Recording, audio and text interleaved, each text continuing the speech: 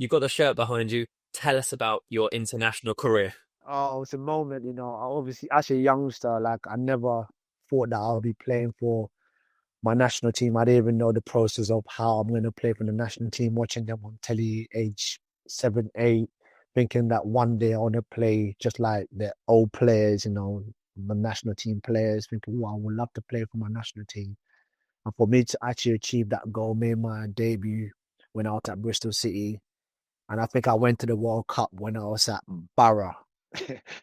Yes, I went to the World Cup when I was at Borough, actually, so it was a great achievement, proud moment. I think more for my parents, my dad and for my mum, because both born in Ghana. I was actually born here, but I lived in Ghana from age 1 to age 10. So I came back to the UK when I was 10, so I sort of knew the lifestyle, the culture, the tradition. I speak the language because English is never my first language, believe it or not. Even though I was born here, English wasn't my first language. It was my local dialect, which is Tree.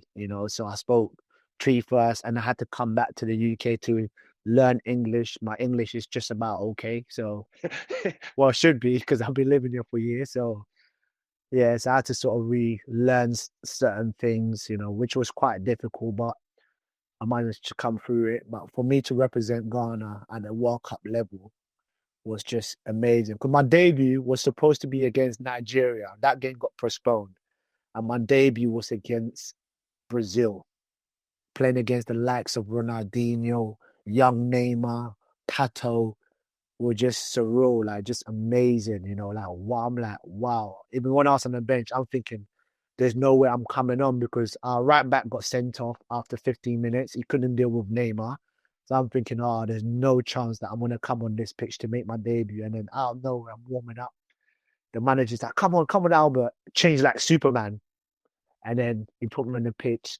And then that was it. I'm like, wow, this is amazing. For my parents, my brother, and my friends, family and friends to see that. I think it was at Craven Cottage at that time as well. So it was amazing playing against Brazil and to go to the World Cup in Brazil was like, wow, this is just a story in itself, Made my debut against Brazil and then going to the World Cup was just amazing in Brazil, just it was just amazing. And for me to make an appearance as well at the World Cup, I think it was against USA.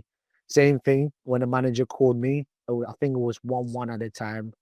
He just went, Albert, and I was just beside him, chained like Superman. I'm like, yes, this is my chance. So before he could even say get changed, I just knew I'll just change. So I'm ready, Gaffer. And then I'm on the pitch, and that was like, wow, I've actually done something amazing. And not a lot of professional footballers can say they've played at the World Cup.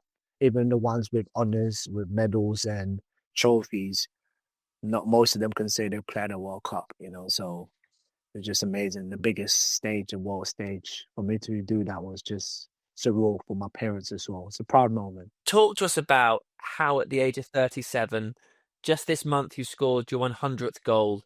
You played, I mentioned it at the start, more times than anybody in the championship. How have you kept going? How have you found the drive and the determination to stay at the level? I think they're just working hard, just still being focused and committed. And I think, like I said, step by step, it's where I started from, the hunger of knowing that I can progress to the next level, and sort of integrate and just integrity,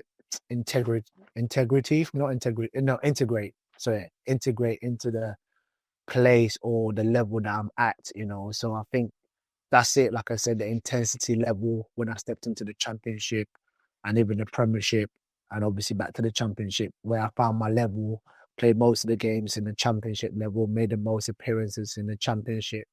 So I think that speaks volumes, the longevity of me just keeping fit and just sustaining my levels of performance. I think that's what it is. And I think it's not even about age. Nowadays, we've got sports scientists that helps with nutrition, the intakes of what you eat and things like that, which helps. Well, back in the day, people just finish game, they just want to go out clubbing and drink and come in and hopefully perform. You have players that are a bit tipsy and hopefully just go through it. And I feel like now it's more professional where you don't get that. Yes, people go and celebrate, but they know they have to come back sharp, come back fit.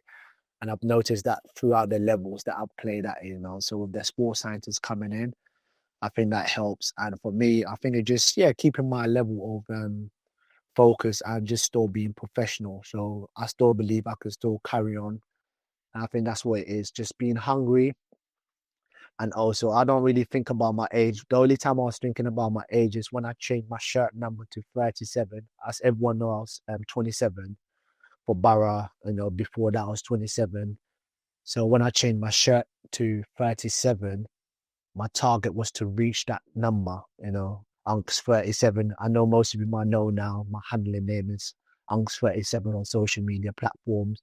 So my goal was to achieve that, reach 37, age 37, and then see what it might takes. And I've managed to tick that one off now. So now I think I've played nearly about 750 games. So the next target to maybe set for myself as an individual is to probably reach 800 professional games, so I think that'll be the next one.